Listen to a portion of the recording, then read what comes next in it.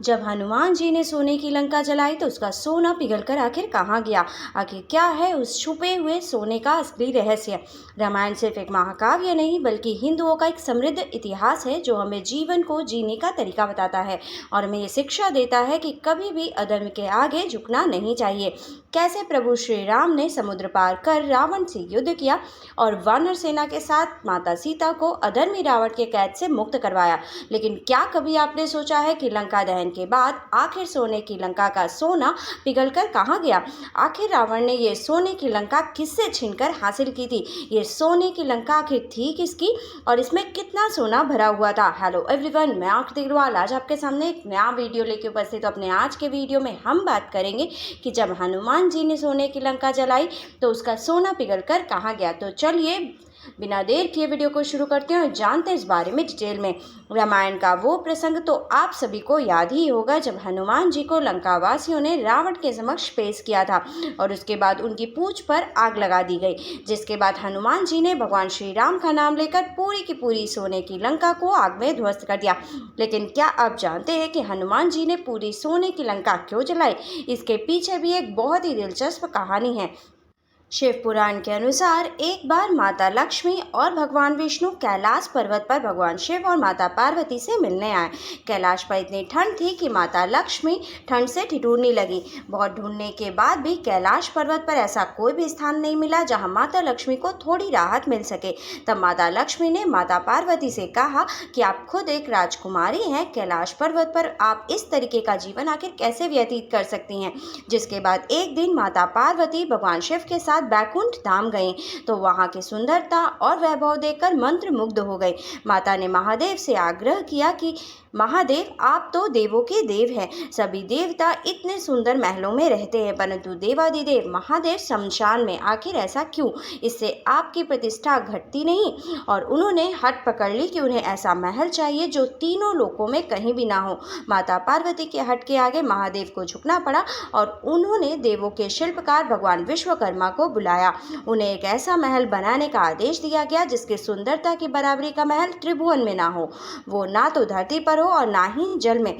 विश्वकर्मा जी जगह की खोज करने निकल पड़े। उन्हें एक ऐसी जगह दिखी जिसके चारों ओर पानी ही पानी था। बीच में 3 सुंदर पहाड़ थे। उस पहाड़ पर तरह तरह के फूल और वनस्पति लगे हुए थे। ये जगह थी लंका।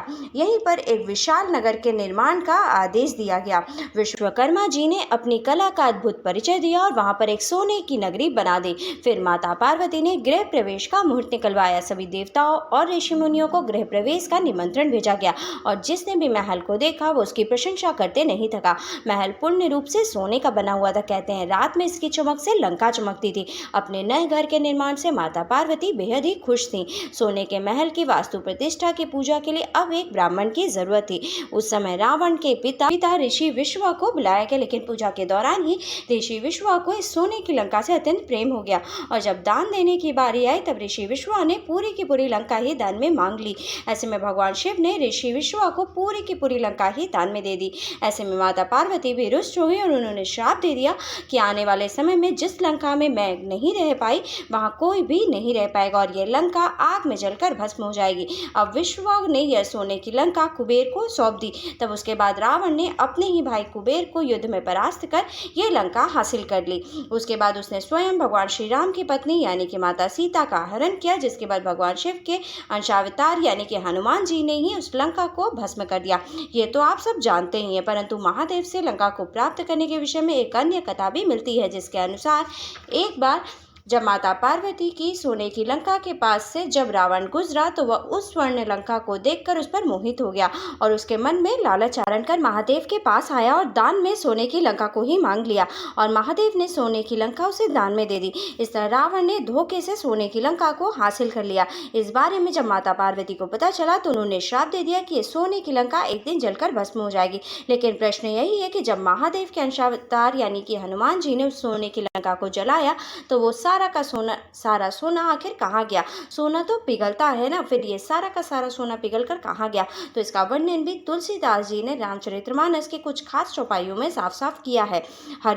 हरि प्रेरित ते ही अवसर चले मरुत 49 अट्टहास करी गर्जा कपि बाड़ी लगी आकाश, जिसका अर्थ है हनुमान जी जब लंका दहन कर रहे थे तब परमात्मा की कृपा से 49 प्रकार की हवाएं चल रही थी, जिनके सहयोग से सोने की लंका जलकर भस्म हो गई, यानी राख में बदल गई। उन 49 प्रकार की वायु के अपने अलग अलग गुण थे, जिनके सहयोग से सोना जलकर राख में बदल गया, और जब हवा चली तो राख भी उड़कर लंका से बाहर सागर में जा मिली।